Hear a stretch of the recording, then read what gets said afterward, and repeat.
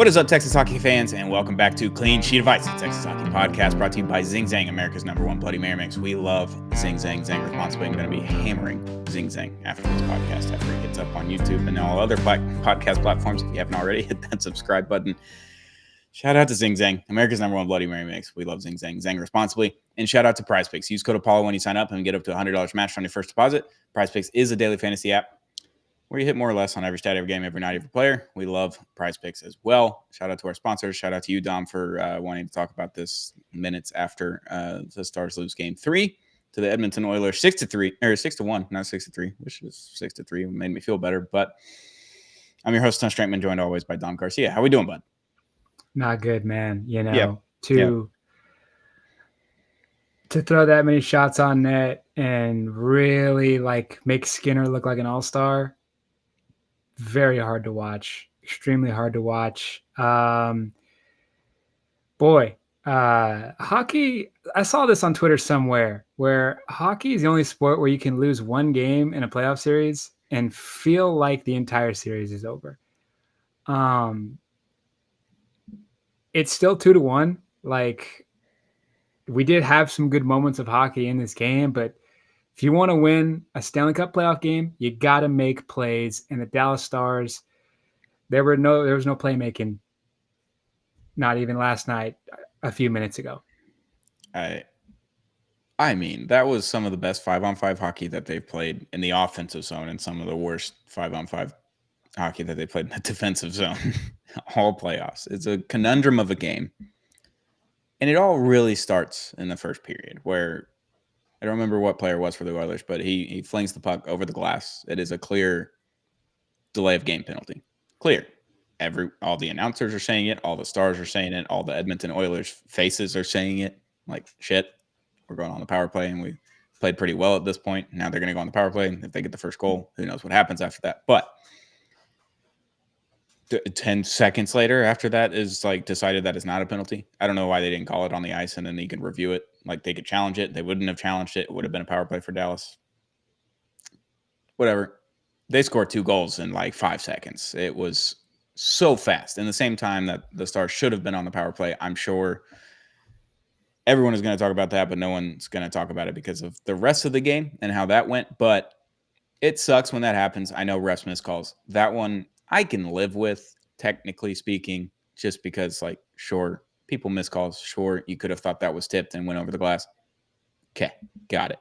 The problem is the response right after that, where you're so pissed off that you didn't get the call that then somehow they score 2 goals back-to-back so quickly in less than a minute after that has happened. It's just it's hard to come back from that, and they should have, and they could have at that point. But you feel helpless playing this team. I know Carolina feels helpless playing Florida, but they're just beating Carolina into submission. It's a completely different game where it's 1-1 and all of a sudden it's 4-1 in the matter of 3 minutes last night when we watched Florida-Carolina Game 3. And I know Carolina fans are pissed and they have no shot is what they feel like. But somehow I feel the same sort of way, even though this team is significantly better and playing significantly better than Carolina has against Florida. I don't know how to beat this team. I know we did it in Game 1 with 3 power plays in the third period, but I don't know how to beat Edmonton right now. I'm lost. I mean, we looked good against them in the regular season, as we know better than anybody facing Winnipeg last series that the regular season does not matter. Yeah. What I've noticed is that, Rantanen, he's been phenomenal in this entire playoff run. But he's double shifted every game. Miro Heiskanen hadn't played in 3 months, they said, and he's playing like normal Miro Heiskanen minutes. And if you notice, our most productive players, our skaters, have been the guys with the least amount of ice time. The Sam Steeles, the Colin Blackwells. They're getting to those 50-50 pucks. They're getting the turnovers. And, I think Edmonton is just doing a good job of wearing Rantanen out, wearing our top guys to where Peter DeBoer is playing. And you get to the third period, and that's when you see the explosion of goals. And, there's some unlucky things happen, but I think just we are getting worn out by Edmonton's pace. And they're laying the hits on us, and they're feeling, and the Dallas Stars are feeling them. I felt the same way against Winnipeg. It's like if we didn't score in all of these high danger chances where they had 2, 3, 4 shots on goal, where there's scrums in front of the net, there's chaos, no one knows where the puck is, all of those things happen, and the Stars don't score, then Winnipeg was just gone, and they had a goal on the next one on a breakaway or a 2-on-1 or whatever it may be. Edmonton's doing that exponentially faster and so much more. Like they're doing it so much more than Winnipeg did, and there's a reason we beat Winnipeg. And it's because we didn't allow that to happen too often. But Edmonton, every time that there's one of those things happening, there's a goal on the other end. It just happens so fast. Yeah, and Edmonton's high-low game, where they use their speed to get down to the net, pass it backwards to the blue line, and then they use screens very effectively. It's something we got to adjust to, because they're getting open space. It feels like when they want to, when they get good entries. With us, they're making it impossible to get good passes. It's crazy. I mean, we can talk about the refs all we want. There was a lot of things that we could talk about the refs on. Could have done it last game. Could have done it tonight, even more so this afternoon on Sunday, Memorial Day weekend. And it doesn't matter at the end of the day. Like, you have to capitalize. You have to kill off penalties. Like, they killed off a 5-on-3 opportunity, and you still had a shot at that point. It was still 2 or 3-1, 2-1, whatever it was, or 2-0, and you still have a shot at that point, and just not capitalizing. I mean, Mikko had a few chances. Wyatt had a few chances. Sam Steele had a number of chances tonight. I mean, everyone's getting in the mix. Everyone's creating something out of nothing, and they're just not scoring on Skinner. Skinner is the most wild conundrum, and I said it off air, but Aiden Hill wasn't Aiden Hill, wasn't a dude in the goaltending market, basically, before that Western Conference Finals in 23, and he just stood on his head. Like, the whole series, he just stood on his head out of nowhere. And they were flip-flopping goalies before then, and all of a sudden he gets the net, he wins a couple games, and they're like, yep, that's our guy. And they just rode him on all the way to the Stanley Cup Finals and winning it.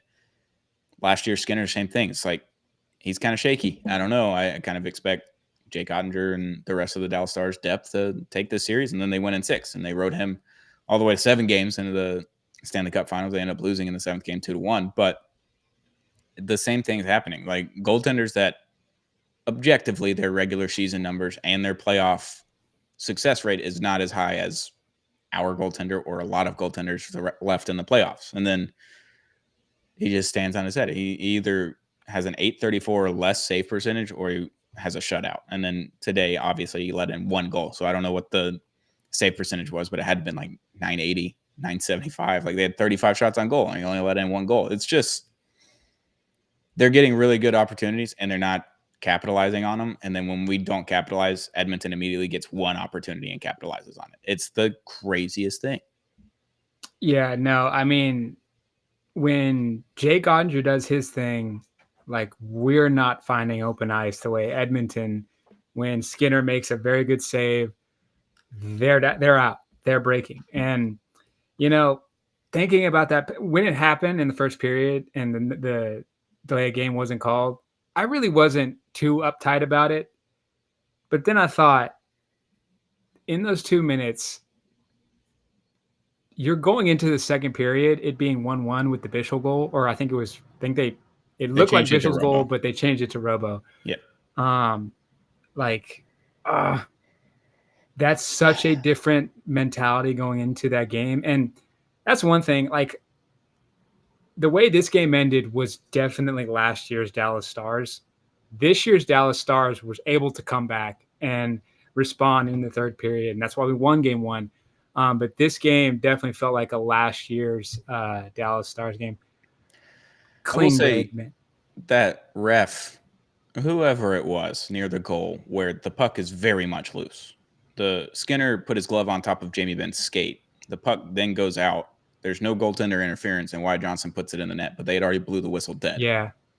That's a miscall where then it's 2-1, and then you get the Bischel goal later, then it's 2-2. It's a completely different game because of the ref deciding to blow the whistle when the puck is still very much loose. It was on his skate, not under a glove. They froze that puck faster than I've ever heard someone freeze a puck. And that is a huge issue I take, because with Jake Ottinger, like during the Colorado series, I can't tell you how many times that he had the puck just like, and is standing up and running away from the net with the glove and the puck, or the puck's in his glove. And he's like, I have the puck. Freeze it. It is frozen, guys. I have it. I am running away because you're not blowing the whistle. And then today, they blew the whistle faster than I've ever seen a whistle blown, even in the regular season. It was crazy how quickly they blew that whistle. And I know that's one opportunity, and then obviously you tie it with 2-2, and then it looks a lot different. It didn't happen, and you can't blame the refs. But the refs can't be in the game that much in a playoff game. I don't think. They call that unsportsmanlike conduct on Thomas Harley, and all the broadcasters like, you get hit harder at grocery shopping. Like with a cart, you get hit harder than that. That's a bad call that they call roughing and unsportsmanlike conduct on Thomas Harley. And I don't know. You can't. I've been complaining about the refs. I know the Oilers fans that are going to be in our comments after this. They were in our comments last episode. I saw the cross check from Rupe. That happens all the time. The problem is that Darnell Nurse doesn't have a back problem where he's injured his back all the time, and it wasn't a direct targeted thing towards previous injuries where Darnell Nurse looks at his ankle and then slashes him right on his ankle where he's had these injuries. Rupe Hint doesn't even play this game. There was no fine. There was no nothing for Darnell Nurse. There wasn't even a hearing. Nothing. I think it's bullshit, honestly, plain and simple. I don't know how to look at that and it not be a 5-minute major. It happened in the Carolina-Florida game. There was a high stick that they ended up calling a 5-minute major because he just slashed his face. And that guy left the game. He went down the tunnel into the locker room and had to get checked out. They called that a 5-minute major, and the guy got tossed from the game. I don't know what to do with this. Like, are we not going to call it evenly between all series and between all teams, or are we just going to let things go because it's the Oilers and you want Canada in the Cup, even though your ESPN ratings are way down? You can't even get 1 million people to watch these games. I mean, listen, all we got was 2 minutes out of that slash. And I'm pretty confident in saying that Rupe Hintz, even if he does come back for the next game, the rest of the playoff series will not be the same. No. And if there was a team where you needed Rupe Hintz's speed to play against, it's Edmonton's. This is like losing your star pitcher with Tommy John surgery right before the playoffs. But with that being said, I need to see Wyatt Johnston be Wyatt Johnston. I need to see Jason Robertson be Jason Robertson. I need Matt Duchene. You had 30 goals this year. Can you get us one in a timely manner, please? Because you're doing the right things. I don't disagree with that. But I look across the board and Hyman's finding goals. Klingberg's making plays over there. You know what I'm saying? If they can make plays, our guys can make plays too. They're just not making them for some reason. It's crazy. Just it feels like it happens every year at the Western Conference Finals. We get to this point where you're playing so well. You're doing all the right things. And then you're almost scoring 4 goals in one possession. And all of a sudden there's a goal on your net immediately on a breakaway. It's the craziest thing. I'm having deja vu. I'm in the twilight zone. I don't know what to do anymore. I'm just sitting here watching the same thing every year for 3 years in a row. Western Conference Finals happen. You're doing all the right things and you keep losing games. I don't know what to do anymore. I'm in the twilight zone. It keeps happening. It's the worst day ever. It's happening over and over and over and over and over again. And watch, we're gonna come in Tuesday and Dodonov's gonna just put on a stellar goal, or Rantanen's gonna score a hat trick, and then we're gonna be all back. That's Dallas Stars hockey. Yeah, I mean that very much could happen. So I was looking at it. So right as the game ended, I'm angry, and then I go tell my wife, "Hey, gonna go record, say hey to Doug, all the things. I'm good. And then I set this up. We hop on together, and I'm angry again. I don't know how to do anything anymore. I just don't know how to speak. I don't know how to articulate anything. The game is it's the weirdest game of all time. I know baseball, weird things happen, and basketball, funny things happen, like the Tyrese Halliburton game-winning shot. That's not a game-winning shot in game 1. Weird things happen. Weird things happen so much more to the Dallas Stars than any team I've ever seen in my entire life. And I was thinking about it when you're talking about Mikko Rantanen and Dadonov and all these guys that are probably going to score in game 4 and we're going to be knotted up. And then it's me 2-2 heading back home to Dallas. And you still got a very much great shot at winning this series if that happens. Last year, lose game 1 in overtime or double overtime. Can't remember which one it was. McDavid scores it. You win game 2. Then I believe you win game 3. And then game 4, you're up 2-0, like fast. Wyatt Johnston had a goal. Someone else had a goal, like quickly. And then all of a sudden, Edmonton scored 6, I think, in that game. Maybe 7. Or it was like 6-3, I think, in game 4 last year in Edmonton. We ended up losing, and we had a 2-0 lead early in the first period. It was crazy. Now, if you look at this series, you win game 1 out of nowhere. Huge comeback, 5-goal third period, not a big deal. You lose game 2, then you lose game 3. So now are we on to something? Now are we just going to win 3 in a row? I don't know. Like, could we just do what Edmonton did last year? You go down 2-1 and all of a sudden you just win 3 in a row? I don't know. Maybe we're just flipping the script. We got to do something here. We got the boys to do it. They just to be Peter DeBoer in that locker room. Like if I was in his shoes, I'd have no idea what to say, because like I wouldn't say like, because I saw people chirping, like Avs fans were chirping like that Peter DeBoer press conference is gonna be funny. He's gonna say the exact same things. Well, it's like, yeah, because to say they're playing bad hockey would just be dishonest. Like, they're not playing bad hockey. They will leave a very minute hole that Edmonton just blows right past. And it's like, yeah, you can tell them, hey, cut that out. But you're just like, it's like watching it's like watching an NBA team that knows they can't shoot threes, but they're down by enough points to where they need threes to get into the game, and they have nobody to shoot them. It's like, we need a point. We need a goal. We need a goal. And Liam Bishop, of all people, gets us in the net for the first time in like an hour of ice time. Like, it's like 178 minutes. Yeah. It's like, you're looking to your left, you're looking to the right, and there's no answers to be found, at least for today. Yeah. Weird game. It's an afternoon. It's a 1:00 game in Edmonton. It's 2:00 here in Texas when it starts on a weekend. There's no games being played on ESPN tonight. No, I think they're on TNT. NBA's on TNT tonight. So it's like, why are we having this at 2:00? I think it's really dumb, but whatever. I don't know. And there's 4 teams left. Play them all at night. Could be wrong, but Sam Nessler didn't even make it to Edmonton, I don't think. I think he got delayed so much in Colorado that he's just stuck there today. He's watching the game in an airport somewhere. Like, I don't know. Yeah, there's just so much was up in the, like, I didn't find out until Rupe wasn't playing until maybe 3 or 4 minutes before puck drop. Like, yeah, they tweeted it out maybe 10 minutes before puck drop. Like Leah and Mike and all those guys. And it's all based off of the report that comes out. And if you're a Finn on that line, that's something on your mind as you're going through. You see him with you on warmups, like, and then to get that news of he's not playing, it's like, all right, now we got to go beat Connor McDavid and Leon Draisaitl. Like, that's a lot to handle in such a short period of time. Yeah, I think with Rupe, the fact that he skated in pregame warmups for 5 minutes and then left about, I think, 5 minutes in, he ended up leaving and going to the locker room before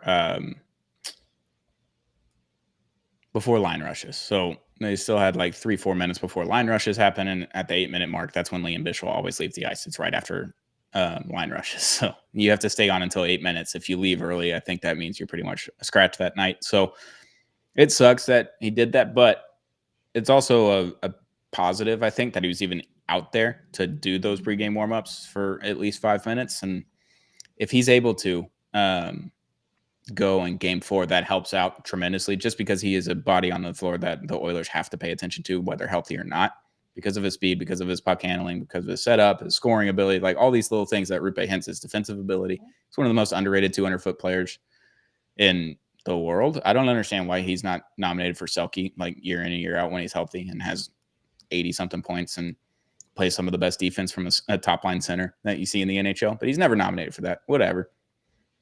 Having him back in game 4 would be a massive boost. Even if it's game 5, getting him back and you're able to win game 4, then you're kind of back in business. And the fact that he skated is a very good, positive note. However, I don't know how healthy he is going to be when he does come back, or if he comes back. Like, I don't know. I don't know what kind of drugs they put into his ankle, if it's like Toradol or whatever it is that NFL players just shoot up in halftime or during every game and just getting hit by trucks every time. They're just shooting up whatever it is to numb all the pain. It's probably what was going on. So we'll see with Rupe. Game 4, though, somebody's got to step up. It can't be Liam Bichel scoring your goal for you. And I know Jason Robertson gets credited with it, but that was all Liam just shooting it on net essentially. And Robo's just in the right position where it taps off of him somewhere and just still slides on the ice. But you need Mikko Rantanen, you need Wyatt Johnston, you need Mikael Granlund, you need Miro Heiskanen, Thomas Harley. Like, all of these guys have to step up. Matt Duchene, Tyler Seguin, Mason Marchment. Like, these lines that were so good in the regular season, and it's a completely different game. I understand that. Somebody has to find the hard, greasy goals. Somebody's got to get in front of the net. Sam Steele did a great job today. Dadonov always does a great job. I thought Oscar Beck was really good tonight. And then Colin Blackwell, obviously, he brings the juice each and every game. So I'm not worried about them, the fourth line. I'm not worried about the fourth line. I'm worried about the other 3 lines, which is not a position you want to be in. You should want to worry about your fourth line, like, performing good enough to, like, not be a minus on the ice every time. I'm worried about the top 3 lines. They just got to start scoring. I don't know what to do. Yeah, and the fourth, like, the thing is, like, the fourth liners are getting the best shots, but they're spending the whole time in the offensive zone. Like, with our first liners, it's like, guys, if we can't get good looks, just get the puck to the net and maybe we'll get something. Because that's, like, hockey's so weird how that puck went through Rantanen's skate in our offensive zone. But that's the thing, is, like, if you just continue to pressure, like, you're going to find something. And right now, Skinner, it has like a halo around him whenever our top line is on the ice, because that puck into the offensive zone, it's only there for 10 seconds, 15 seconds, and then all the way down the other end of the ice. So, we have stars on our first and second lines, and they have to play like stars, plain and simple.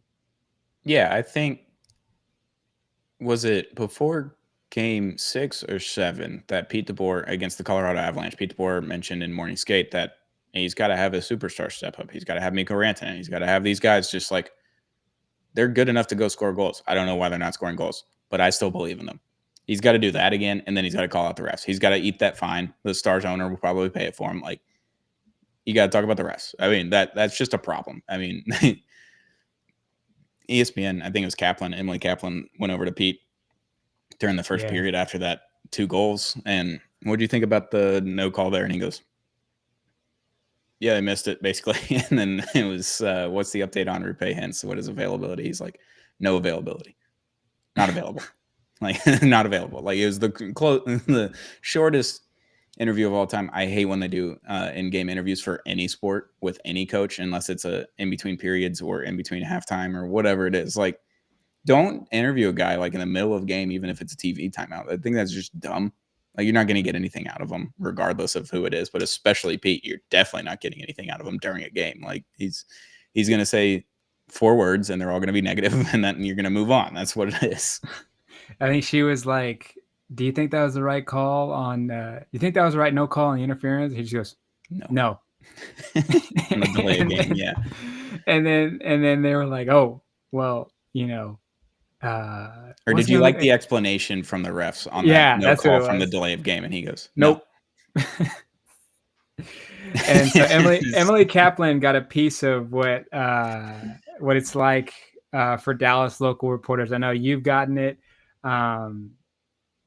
Everybody has felt that at some point in their career covering the Dallas Stars. Yeah, and Pete's not trying to take away from your job. He's not trying to be a dick. He's angry about something, and he's not taking it out on you. He's just not going to give you anything, and his response comes off as him being a dick to you. But he's not. Like, I asked about the power play maybe 10 games into the season where they weren't scoring. I was like, what's up with the power play? You had a 4-minute minor, and then you had multiple other power plays that you just didn't create anything. And he goes, don't ask me about the power play until 20 games into the season. And I was like, okay. And then he literally got up and walked off the podium after that game. So it's like, not getting anything out of him. He's not a dick, but he's going to come off as a dick. I've always enjoyed Pete this season, getting to cover him and see him and interview him and ask questions and all that kind of stuff. It's very fun just because you never know what Pete you're going to get in the locker room, either after a win or a loss. Like, you just have no idea how he's going to act unless it's a series win. In-game interview is just brutal. I feel for Emily. It's just like, you're not getting anything out of them. So I understand this is your job and you have to do it because it's the rights holders and ESPN's got to do it. And it's brutal for her. It's brutal for Pete. It's brutal for everyone that's got to watch it as well. So I feel for Emily, but she took it like a champ. You know, she knew exactly what she was getting into. I don't think she expected much out of that, but his response was nope. And then update on Rupe Hint's availability. No, not available. I don't remember the game. I just remember like him breaking the record for shortest press conference. It was so short that the entire press conference was on Twitter. It was it Tampa when DeSmith started in net in the regular season? It was March, I think. It was heading towards that skid of 7 games. He came in, they lost the shootout. They went in overtime, they lost the shootout. Could have won the shootout, but they didn't. I think he walked in, answered like 2 questions, maybe 3, and it was a minute and 18, minute 38 seconds, something like that, and he just walked out. We're like, yeah, he's pissed. I get it. Yeah, it's like when your parent comes into the room and you know you're doing something wrong. That's what it feels like after a loss with Pete DeBoer. When you're waiting in your room for your parent to come and get onto you, that's what it feels like, and you have done nothing wrong, like nothing. You're just sitting there like scared to see. And he's not going to be rude to you, but his the way he presents an answer is just going to be like, wow, just super blunt. Yeah, you can't get anything out of him. But I'm sure that's what today's going on right now after we record this. But yeah, I mean, Game 3 happened. The refs were a part of it. The Oilers capitalized on everything that they had. The Stars did not capitalize on anything that they had. So exactly, the deserve to win-o-meter, whatever on Twitter, like that doesn't mean anything. The one thing that matters is the W or the L after the game, and we lost this one. So you get back in Game 4. If you can capitalize on any of those chances, all of a sudden it's a brand new game. Then your defense probably starts to settle in a little bit more. There's no breakaways because you're settling in and you're actually getting pucks on net and going into the net. It looks a lot different. This team can score 5-6 goals a night. I know they can. It's just they haven't yet. I know they did in Game 1, but that's 3 power plays in a row. You started the power play in the third period and you had 6 minutes of power plays basically to start that third period and you got the lead. So can't rely on the power play, but when you do get one, you got to execute. They were 0 for 2 today on the power play, and Edmonton had to think 2 of 3 or 2 of 4 on their power play. So got to capitalize on special teams, and you got to capitalize on chances 5-on-5 whenever you do have pucks that dangerous in front of the net. That's the only recipe that I've got.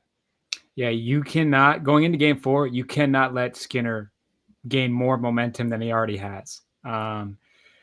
This is the best Skinner we will see. And as good as he's been, I still think there's goals that could be scored on him. You just got to go out there and get that extra inch and find that open space. It's possible.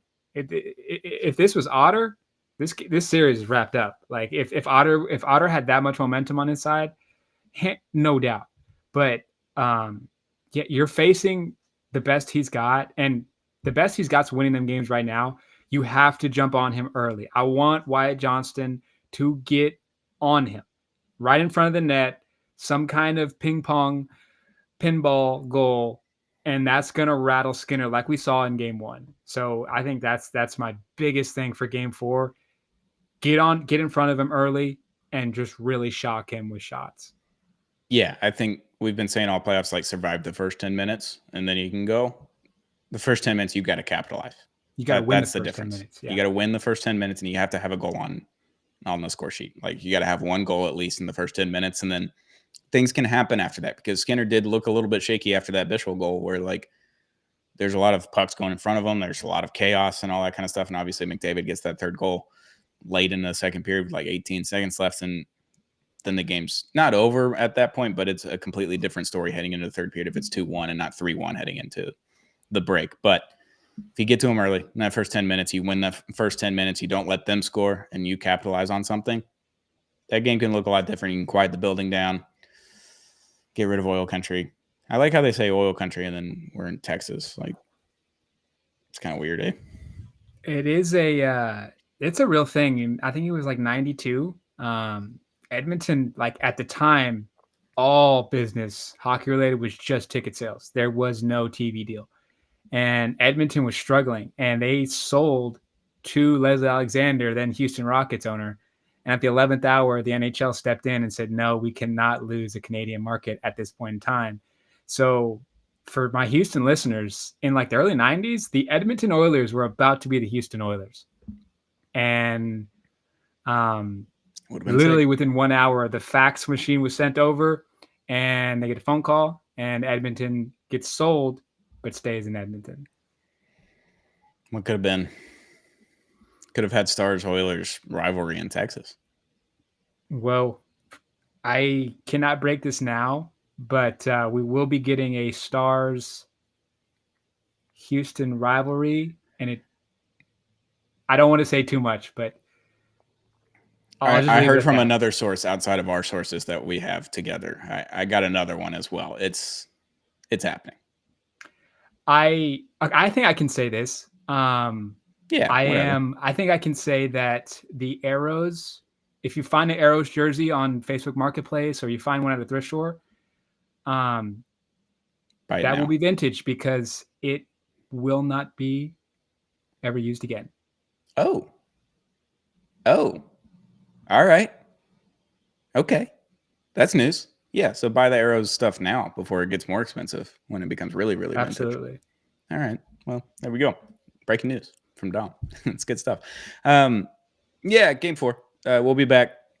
We're recording right after the game on Tuesday as well. It's going to be a late night for us, but we'll get it up as soon as we can on Tuesday night. This is going to go up immediately. You're going to have it on Sunday and Monday for Memorial Day weekend. Enjoy it in the morning before you start having a good day at the pool or the lake or the ocean or wherever you listen. Hit that subscribe button if you haven't already on Apollo HOU on YouTube or wherever you get Clean Sheet of Ice on podcast platforms, on Apple Podcasts, Spotify, we're everywhere. Get Clean Sheet of Ice. Hit that follow or subscribe button. We love you guys. We'll be back very, very soon with another episode of Clean Sheet of Ice, a Texas Hockey Podcast. Thank you to our sponsor, Zing Zang, America's #1 Bloody Mary mix. Zang responsibly, and shout out to Prize Picks. Use code Apollo when you sign up and get up to $100 matched on your first deposit. Prize Picks is a daily fantasy app. It is not sports betting. Thank you to our sponsors. Thank you to you, Dom. Stars will be back on Game 4 Tuesday night. We'll be back to record then for Clean Sheet of Ice, a Texas Hockey Podcast.